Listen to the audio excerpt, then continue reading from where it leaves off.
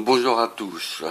Nous allons donc commencer par le schéma donc de la bascule RS. Là c'est la quatrième pratique. Donc ici nous avons l'entrée A du premier circuit NAND et l'entrée B du premier circuit NAND. Et du deuxième circuit NAND à l'entrée nous avons A et B.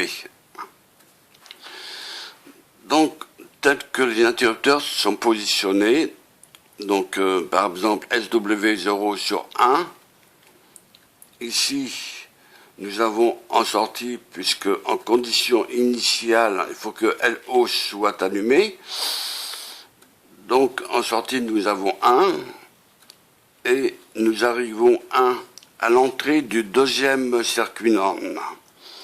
SW1 étant en position 1, donc, aux deux entrées, nous avons bien 1. Ce qui fait que, d'après la table de vérité, nous avons bien 0 en sortie. Donc, on se retrouve au niveau L, égal à 0. Tandis l'inverse, c'est exactement pareil. Donc, nous avons 0 ici. Et si nous mettons l'interrupteur SW0 ici, donc vers le moins, vers la masse, donc les deux entrées seront au niveau bas. S'il se trouve au niveau bas, les deux entrées, nous avons 1. Donc niveau As. Voilà, donc là, ça sera donc en position mémoire. Puisque est déjà au niveau As. Mais ceci étant dit que si nous avons L ici, et As là, donc à partir du As, donc le niveau 1, imaginons que ce soit le niveau 1 du circuit, du premier circuit NAND, nous avons 1 à l'entrée du deuxième circuit NAND et 0 lorsque l'interrupteur ou 1, peu importe, lorsque l'interrupteur se trouve SW1 sur la position 1.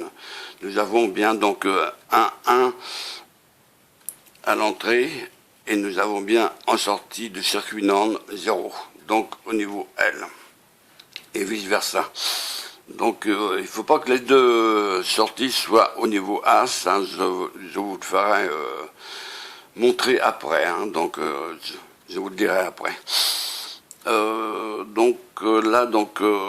niveau L, donc se trouve 0 ici, et là donc au niveau 1, donc 0, 1, automatiquement nous avons 1 en sortie. As est égal à 1, L est égal à 0. Hein. Donc L0 doit s'allumer, la première lettre doit s'allumer, donc L0, et N1 doit s'allumer en fonction des interrupteurs pour commuter la bascule, hein, soit le premier NAND qui va fonctionner, ou soit le deuxième NAND, hein, qui restera soit au niveau bas ou au niveau As, et vice versa. Hein. Donc c'est une bascule, hein, comme le nom l'indique. Hein. Voilà, donc faut que les deux sorties soient complémentaires, si vous préférez. Q ici, il faut qu'il soit 1, lui. Q bar, le trait au-dessus de Q, ça veut dire l'inversion par rapport à Q.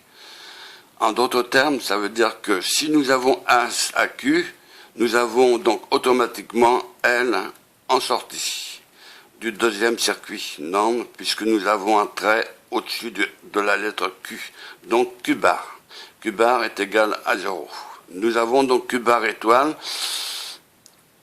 J'ai mis étoile ici parce que parfois donc L0 peut peut s'éteindre et L1 peut être resté allumé en fonction de l'alimentation. Lorsque vous allumez le montage, par exemple, il se peut que L1 soit allumé.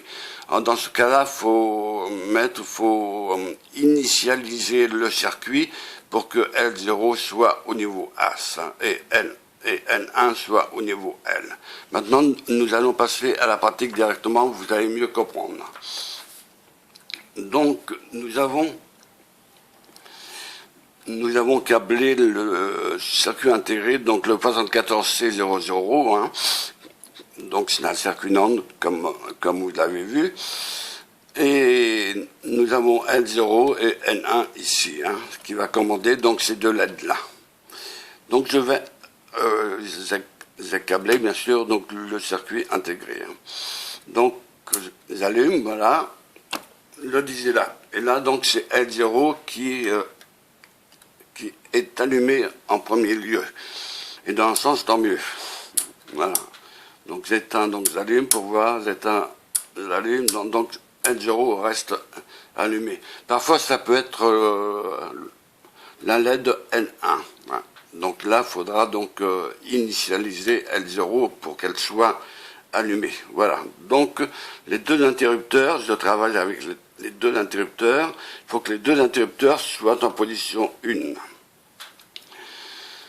Voilà, donc je vais donc me servir de SW0 en position donc de 1 vers 0. Voilà, vous voyez donc, vous constatez que L0 reste allumé. De 0 vers la position 1, L0 reste allumé. Ça veut dire qu'elle reste en position mémoire. Je bascule SW1 de 1 vers 0. N1 reste allumé, N0 reste éteinte. Je rebascule de 0 vers 1, SW1. N1 reste allumé et L0 reste éteinte. Donc, position mémoire. Alors, ce que je vous disais tout à l'heure, qu'il ne faut jamais faire ça, donc les deux interrupteurs sur 0, puisque les deux LED s'allument. Donc là, ce n'est plus une bascule RS, là. Donc voilà, donc on verra cela donc un peu plus tard. Donc je recommence, SW0 sur la position 0, L0 est au niveau haut. Je mets SW0 sur la position 1, L0 reste toujours allumé, donc en position mémoire. Je mets maintenant SW1 de la position 1 à la position 0, donc l'interrupteur vers le bas. Il y a commutation, N1 allumé, L0 éteinte. Nous remettons SW1 sur la position 1.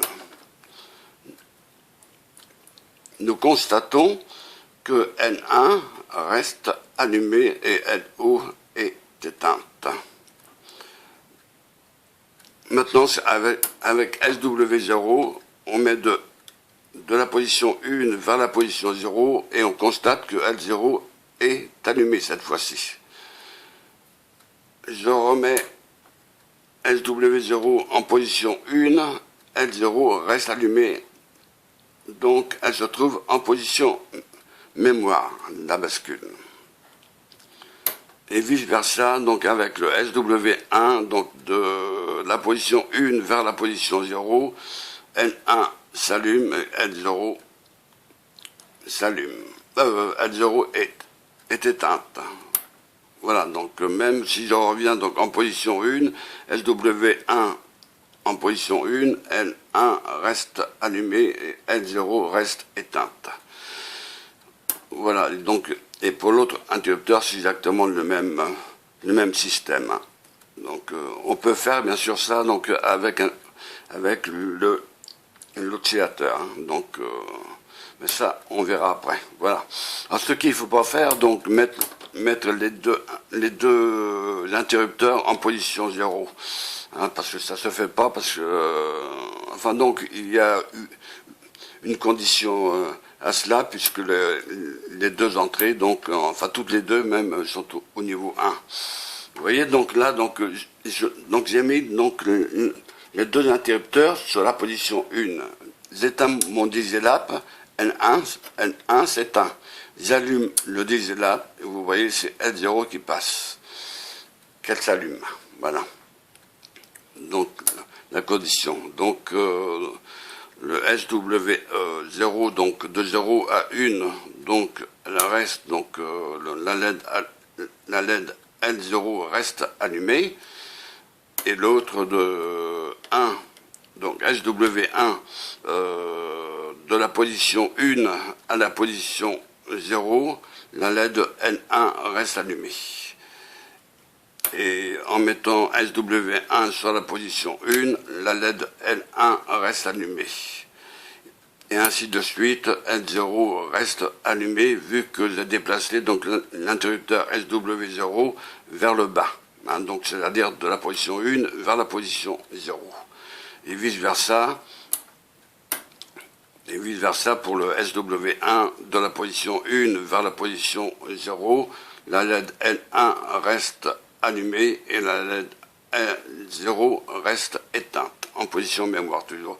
Alors, ce qu'il ne faut pas faire, donc, c'est les deux interrupteurs sur 0, parce que les deux LED s'allument, puisque vous allez monter à ce moment-là tous les deux circuits NAND à l'intérieur. Hein. Donc, puisque je me suis servi, donc les deux circuits NAND hein, que je remets, donc le schéma, hein, si vous mettez donc les deux, donc SW0 sur la position 0 et SW1 sur la position 0, c'est systématiquement les entrées. Là, donc, la première entrée donc, se trouve au niveau 1 et la deuxième entrée du deuxième circuit NAND se trouve au niveau 1 aussi. Donc, toutes les deux donc, se trouvent au niveau AS. Donc, cette condition est formellement, je dis bien, est formellement interdite. Hein.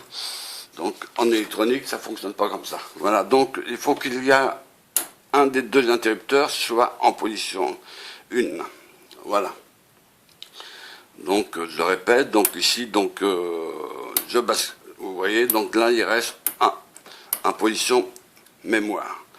Lorsque je bascule de 1 à 0. Là, je mets le SW0 vers le levier du bas. Donc, vers le bas. Donc SW0 est égal à 0, donc L0 est égal à 1. Donc au niveau AS, comme sur le schéma que je vous ai donc montré. Donc nous avons bien AS-L. Voilà, donc dès le départ. Hein. Donc tout fonctionne à ce niveau-là. Voilà. Voilà, donc nous allons donc passer donc à la théorie maintenant, et vous verrez. Vous allez mieux comprendre donc au niveau de la théorie qui correspond bien sûr à cette pratique-là. Hein. Je vous remercie de votre écoute et je vous dis donc à bientôt et je vous souhaite encore tous mes meilleurs vœux pour cette nouvelle année. À bientôt. Merci.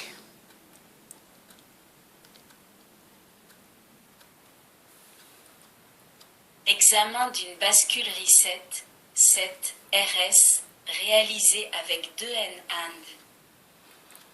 Dans cette quatrième pratique, vous allez poursuivre le montage du pupitre digital en augmentant ses possibilités d'emploi grâce à 2 boutons poussoirs.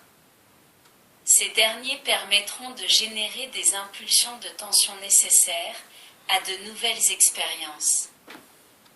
Vous câblerez aussi un circuit permettant de déceler les fronts montants d'un signal, c'est-à-dire le passage d'une tension du niveau L au niveau H. Vous apprendrez également le fonctionnement des bascules. Les circuits vus précédemment et ou NAND, NOR, EXOR sont utilisés dans la logique combinatoire. Ce terme signifie que le niveau logique présent en sortie du circuit considéré est uniquement fonction des niveaux logiques présents à l'entrée, à l'instant considéré. Autrement dit, le niveau logique de la sortie ne dépend pas des états antérieurs des entrées. Les bascules font partie des systèmes séquentiels. Ces derniers permettent d'obtenir en sortie un niveau logique qui dépend du niveau des entrées au moment considéré, mais qui tient également compte de leur état antérieur. Les circuits séquentiels peuvent être très complexes. Les bascules sont les plus simples d'entre eux. Nous allons examiner quelques types de bascules réalisés tout d'abord avec des circuits NAND puis par la suite avec des circuits intégrés spécialisés uniques. 1. Préparation du matériel. Afin de pouvoir réaliser les exercices proposés, veuillez utiliser les composants suivants que vous prélèverez parmi le matériel en votre possession. 2 boutons poussoirs inverseurs. 2 circuits intégrés MM74C00. Un circuit intégré MM74C74. 4 résistances de 4,7 kΩ, un quart de watt, 5%, jaune, violet, rouge, or. 2. Première expérience. Examen d'une bascule reset 7 RS réalisée avec 2 NAND. Examen d'une bascule reset 7 RS réalisée avec 2 NAND. Une bascule est un circuit bistable, c'est-à-dire caractérisé par une sortie pouvant prendre 2 états logiques stables dans le temps, L ou H, la sortie basculant dès que l'on agit sur une entrée appropriée. Une bascule possède en général 2 sorties notées Q et Q bar. Les 2 sorties se trouvent toujours à des niveaux complémentaires. Lorsque Q est au niveau H, Q bar se trouve au niveau L et vice-versa. Généralement, on se base sur la sortie Q pour définir l'état de la bascule. On dit que la bascule est à l'état logique 1 si la sortie Q est à l'état logique O et que la bascule est à l'état logique 0 si la sortie Q est à l'état bas. Dans cet exercice, vous allez étudier la bascule la plus simple, la bascule reset 7, réalisée avec 2 circuits NAND. On appelle 7 l'état 1 de la bascule et reset l'état 0. Préparation des fils de liaison à 3 conducteurs. A. Couper 3 morceaux de fil rigide isolés, l'un de 10 cm environ et les 2 autres de 5 cm. Dénuder les extrémités.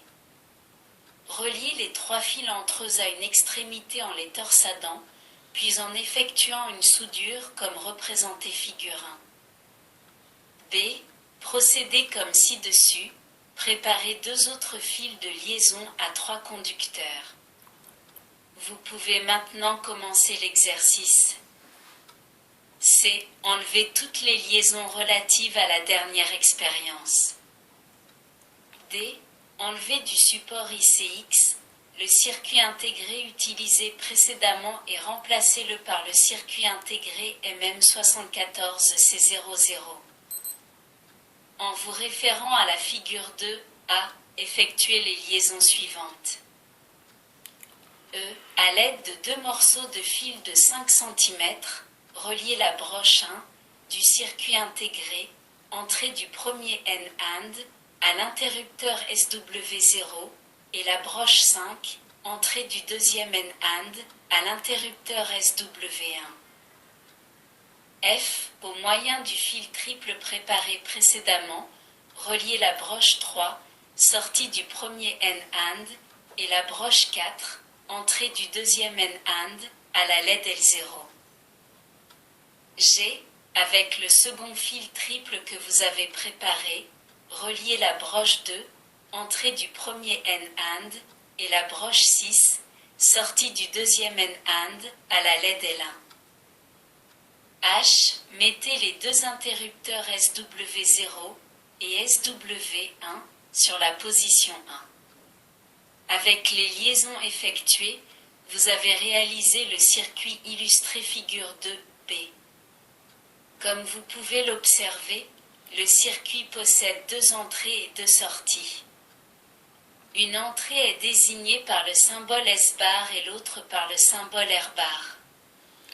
Les lettres S et R sont les abréviations des termes set, écriture ou mise à 1, et reset, effacement ou remise à 0. Les deux sorties sont notées Q et Q bar étoile car il existe une possibilité pour que les deux sorties ne soient pas complémentaires. La sortie Q est la sortie de référence du circuit. Branchez maintenant l'alimentation et observez les LED L0 et L1, l'une des LED sera allumée et l'autre éteinte. Il n'est pas possible de prévoir laquelle des deux s'allumera car cela dépend des caractéristiques physiques des deux circuits N-AND et plus exactement de leur temps de réponse. Ils ne sont jamais parfaitement identiques. Puisque le temps de réponse d'un circuit logique peut varier dans un éventail assez large, il n'est pas possible de savoir lequel des deux N-AND constituant la bascule commutera le premier à la mise sous tension. Positionner la bascule à un état bien précis à la mise sous tension, certains aménagements sont nécessaires. Ils seront examinés dans la pratique suivante. Vérifiez maintenant le fonctionnement du circuit. Mettez l'interrupteur SW0 sur la position 0. Ainsi, l'entrée S-bar est au niveau L. Vous constatez que la LED L0, reliée à la sortie Q, est allumée, alors que la LED L1, reliée à la sortie Q bar étoile, est éteinte. Ceci signifie que la sortie Q est à un niveau H et la sortie Q bar étoile est à un niveau L. J. Remettez SW0 sur la position 1, l'état de la sortie est inchangé. K. Mettez ensuite SW1 sur la position 0. Vous constatez que la LED L0 s'éteint et que la LED L1 s'allume. L. Remettez SW1 sur la position 1. Vous constatez que L0 reste éteinte et L1 allumée. Avec cet essai, lorsque SW1 R bar est positionné sur 0, vous constatez que la sortie Q, L0, reste inchangée en repositionnant SW1 sur 1. M. Effectuez la même manipulation avec l'interrupteur SW0 en le mettant sur la position 0. Vous constatez que L0 s'allume tandis que L1 s'éteint. N. Remettez SW0 en position 1, L0 reste allumé.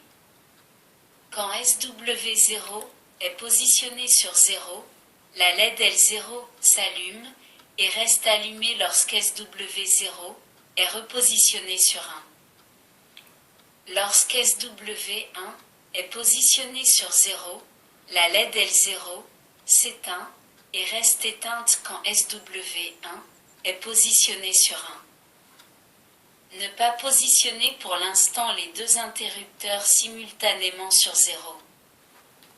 Des essais précédents, vous pouvez tirer les conclusions suivantes. Les deux sorties Q et Q bar étoile sont toujours complémentaires l'une de l'autre. Chaque fois que l'entrée S bar, SW0, est portée, même momentanément au niveau L, la sortie Q est portée au niveau H, L0, allumée, un retour au niveau H, sur S bar conserve le niveau H, en sortie Q. On peut dire que la bascule se rappelle que l'entrée S bar est momentanément passée par le niveau L.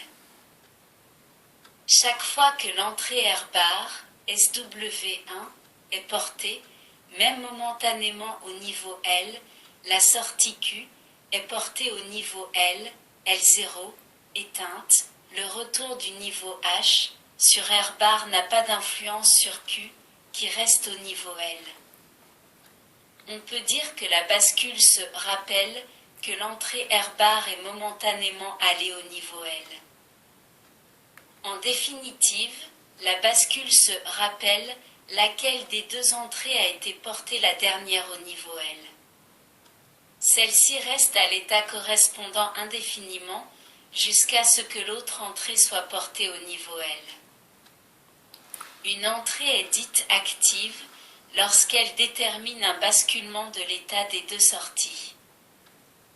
Le fait que les deux entrées soient actives à l'état bas est indiqué par la barre placée au-dessus des symboles R et S, R bar et S bar. Comme pour tous les circuits logiques combinatoires, le fonctionnement de la bascule peut être décrit par la table de fonctionnement et la table de vérité. La table de fonctionnement peut être établie sur la base des essais effectués précédemment. Lorsque les deux entrées S bar et R bar sont toutes les deux portées au niveau H, la bascule ne change pas d'état. L'état des sorties est déterminé par une des deux entrées portées antérieurement au niveau L. Cette condition est généralement représentée par Q0 et Q bar 0, ce que vous retrouvez dans la première ligne de la table de fonctionnement de la figure 3A. Dans la dernière ligne de la table, il existe une combinaison des niveaux d'entrée qui n'a, jusqu'à présent, pas été essayée. Il s'agit du cas où les deux entrées sont au niveau L. Pour voir ce qui se passe dans ce cas, effectuez les opérations suivantes. A. Mettez les deux interrupteurs SW0 et SW1 sur la position 0. Vous constatez que L0 et L1 sont toutes les deux allumées. Ceci est contraire au fonctionnement classique d'une bascule qui, habituellement, voit ses sorties prendre des niveaux complémentaires. B. En positionnant simultanément les deux interrupteurs SW0 et SW1 sur 1, vous constatez qu'une des deux LED s'éteint selon l'entrée qui atteint la première le niveau H. Il en résulte que l'état de la bascule est indéterminé lorsque les deux entrées positionnées à L sont portées à un niveau H, état de repos. C'est pourquoi cette combinaison R bar égale 0 et S bar égale 0 des niveaux d'entrée est indésirable. Dans la figure 3B, vous est représentée la table de vérité de la bascule Reset 7. Vous passez immédiatement de la table de fonctionnement à la table de vérité en associant au niveau logique L le chiffre 0, au niveau logique H le chiffre 1. En résumé, la bascule Reset 7, souvent désignée par le sigle RS, est un élément de mémoire qui a les caractéristiques suivantes. Les deux entrées S bar et R bar sont à l'état de repos quand elles sont au niveau H. Un niveau logique L, appliqué sur S bar, fait basculer la sortie Q à un niveau H, cet état est également 17.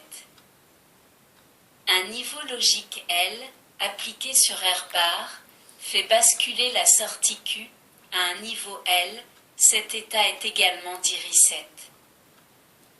Un niveau logique L, appliqué sur les deux entrées R bar et S bar, fait basculer les deux sorties à un niveau H. Quand les deux entrées reviennent à l'état de repos H, la bascule passe à un état indéterminé. Donc la combinaison d'entrées L est indésirable. Pour conclure, la bascule RS permet de mémoriser le passage au niveau L de l'une des deux entrées.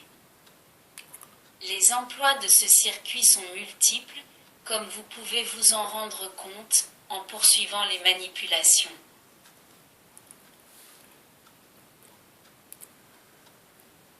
Merci de votre écoute. À bientôt.